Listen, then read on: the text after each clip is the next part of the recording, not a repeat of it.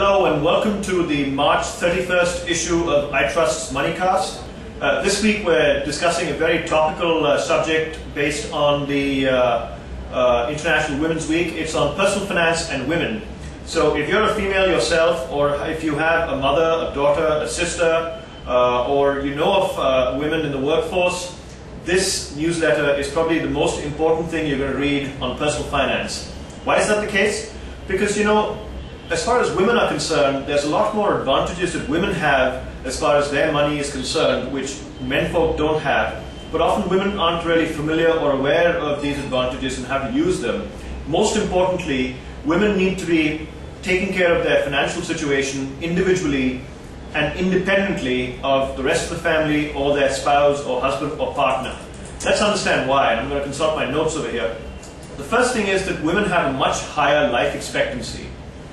Because they live a lot longer than men, I think their money needs to survive for a lot longer, particularly as far as their retirement fees and so on are concerned. The second thing is that, you know, given the change in marital status that women might have, you know, women go from being single to being married, and sometimes regretfully getting divorced as well, raising a single family child. For all these purposes, they need the financial independence so that they're less reliant on the males who are in their family or around them in their lives. The third thing is that women, more so than men, have a fear and mental block against anything to do with finance.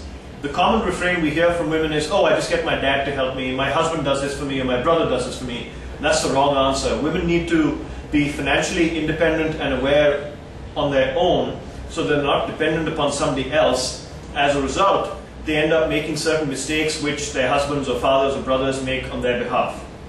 I think the fourth and the fifth points are related. It's taking care of your parents and taking care of your children. If you happen to be the only child in the family and your parents are dependent upon you, well, after their retirement, they're going to be dependent upon your income generating capacity to be able to take care of their retirement and healthcare expenses. Likewise for children, in our society in India, till date, it's the female's responsibility to raise the family, raise the kids and so on. And very often, you know, you will have to manage the expenses and the family budget to be able to take care of these responsibilities. For that reason, again, you need to take care of your finances individually and independently. Finally, job transfers. Very often women have to move and follow their spouses, again, regretfully, possibly in some cases, when their spouse ends up experiencing some kind of a job change. This affects the financial independence of the women in the workforce or in case they're not working.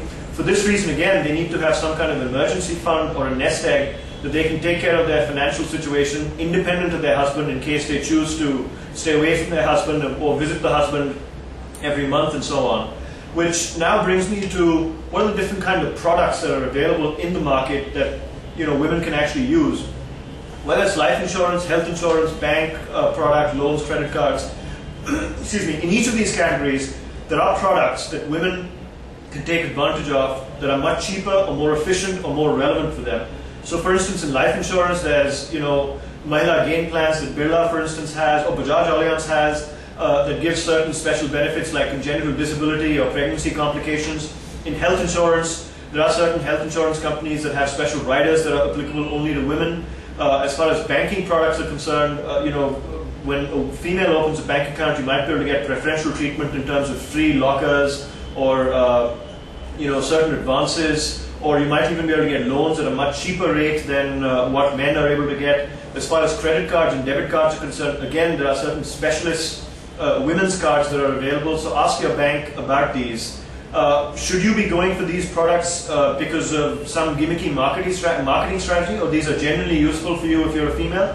The answer is, you know, they're genuinely useful for you because they're invariably much cheaper for you as well. So ask around. And if you have the choice of using a general product that's meant for the general public or a specialist female product, if you happen to be female, choosing some of these female products are going to be a lot more useful for you. Finally, I want to tell you a little bit about the tax benefits that women get. Females are able to get a tax exemption per annum of 1,80,000 compared to menfolk who are able to get only a 1,50,000 kind of tax exemption. Also, you are going to get preferential rates on life insurance because of the life expectancy issue that I talked about, and we've also talked about loans just a moment ago. So if you're female or know some females, or if you happen to be in the workforce and are female, then take care of your financial planning independently to what your husband or your family might be doing, and good luck with your goal of becoming financially independent.